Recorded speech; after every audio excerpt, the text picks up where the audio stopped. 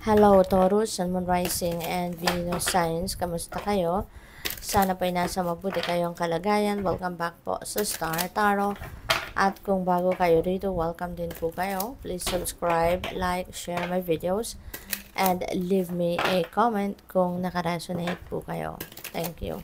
Tignan natin ang mga messages ni Taurus for today. We have take action. Ayan. So, wag na kayong magpatumpik-tumpik pa. Taurus, now is the time that you need to take action. Okay? Kasi sayang ng opportunities, no? Maaari na mayroon ng mga oportunidad na kumakatok na sa inyo sa ngayon. Nandiyan na. So, wag mo nang isang tabi, wag mo nang i-ignore, wag na magmanya na habit, no? Yung mamaya na or bukas na sa makalawa na, diba? Wag na natin gawin yon. Instead, let's take action na sa ngayon habang ang opportunity ay nandiyan. Trabahuin na natin ang dapat trabahuin, gawin na natin ang dapat gawin. Okay? Para nang sa gayon, diba? Gagawin mo lang din naman, gawin mo na para maging ano ka na, mag-succeed ka na, sumakses ka na, diba? So, what else? We have yes. Merong yes dito. This could be a sign para sa'yo, or this could be something na sasabihin mo or sasabihin sa'yo. Pero pwede pa itong mabago, no? Kasi wala pa siyang exclamation point. So, parang negotiable yes pa ito. So, pwedeng kapag may mas maganda pang may mas maganda pang proposal sa'yo, pwede pang mabago yan, pwede pang maging definite yes, or kung hindi man, baka mapag-iisipan mo pa at baka maging no pa ito, no? So, pwedeng ganon. So, depende, no? Meron pang meron pang mga pwedeng pagbabago na maganap dito surrounding this yes. So, what else? We have meditation brings answers. Alright? So, this is an invitation as well para sa iyo na mag-meditate kayo. Alright? Mag-meditate kayo at tignan ninyo, no? Tignan ninyo ang tignan ninyo yung mga katanungan ninyo, pakinggan ninyong mabuti. Kasi kapag nag-meditate kayo, it really, parang nagko-connect ka dito sa universe, nagko-connect ka sa higher self mo, at nakikinig ka sa iyong konsensya, kumbaga, no?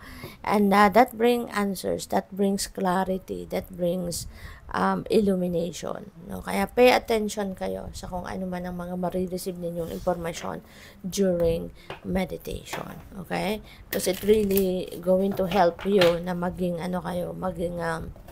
mas malinaw ang inyong kaisipan. Okay? So, tignan natin kung ano pa ang mga mensahe para sa inyo today, Taurus. We have the energy of the whale. Live as a fully conscious being. Alright? So, parang invitation ito sa inyo dito, no? Na maging aware kayo, fully aware kayo of your breathing, fully aware kayo of yourself, no? At maging aware kayo sa kung ano man ang mga nangyayari, sa paligid ninyo. Okay? Maging conscious kayo sa mga sa mga gagawin ninyo, sa mga sasabihin ninyo, yung mga ganon. Okay? So, what else?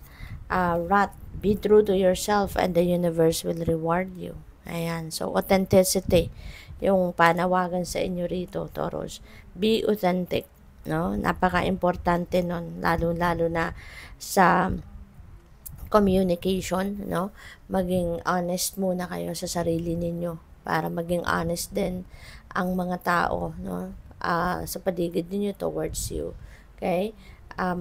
Importante, no? Na kung ano yung saloobin mo, ano yung iniisip mo, put them into words para may parating mo ng tama, no? Maparating mo sa ibang tao na kailangan makarinig, no? Ng katotohanan about you. Okay? Wag kayong iwasan ninyo na maging yung mag-sugarcoat kayo ng kung ano ang inyong gustong sabihin, anong nasa isip o nararamdaman ninyo. Kasi kunyari may problema kayo, 'di ba? tapos sinusugarcoat ninyo sinasabi ninyo or iniiba ninyo, hindi maa-address, diba? Hindi maa-address ng tama kung ano yung inyong problema. Imbes na matulungan ka ng tama, diba? So, magiging complicated pa yan. Kasi kung ano-ano pa ang tuloy mangyayari, diba? Kaya, be authentic. No? Be authentic. Kung ano yung nasa loob mo, sabihin mo. Kung anong kailangan mo, sabihin mo. Para matulungan ka, diba? Ng tama, ma-address ng tama ang issues mo.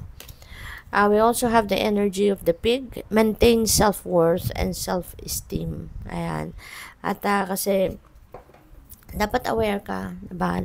Dapat lagi tayong aware of our self-worth. Dapat alam natin kung ano yung halaga natin, ano yung bakit tayo nandito, diba? At para magkaroon tayo ng magkaroon ng sense, kumbaga, no, yung existence natin na dapat magsisimula sa atin, 'di ba? Hindi tayo i-define ng kung sino man, kundi tayo mismo alam natin yung definition ng buhay natin. Alam natin yung rason, no, of our existence. We know our purpose in life, 'di ba? Mahalaga na gano'n para alam natin kung ano yung mga alam natin kung ano yung limitations natin, alam natin kung ano ang para sa atin, ano yung i-claim natin, yung ganon. Okay? At saka, importante, no, na i-maintain ninyo yung inyong self-esteem. Wag ninyong i-entertainin, ano, yung mga sinasabi ng iba, mga negative comments ng mga tao sa paligid, kasi kayo lang ang mas nakakaalam, 'di ba? Kayo lang ang mas nakakaalam kung sino kayo, kung ano kayo, ano ang kakayanan ninyo, ano ang capabilities ninyo. Kaya huwag kayong maniniwala sa mga sinasabi ng iba.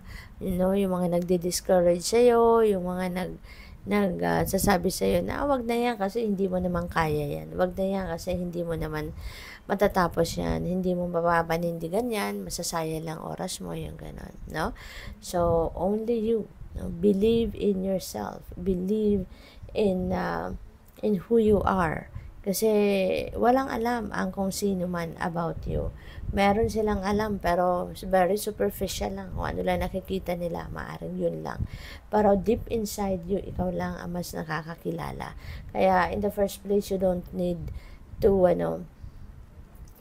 wait for other people's validation. Hindi mo kailangan yon. Hindi mo kailangan ang external validation. Kaya dapat hindi ka maaapektuhan ng mga sasabihin ng iba. Okay? Good luck sa'yo. Thank you for watching. Love and Light. Namaste.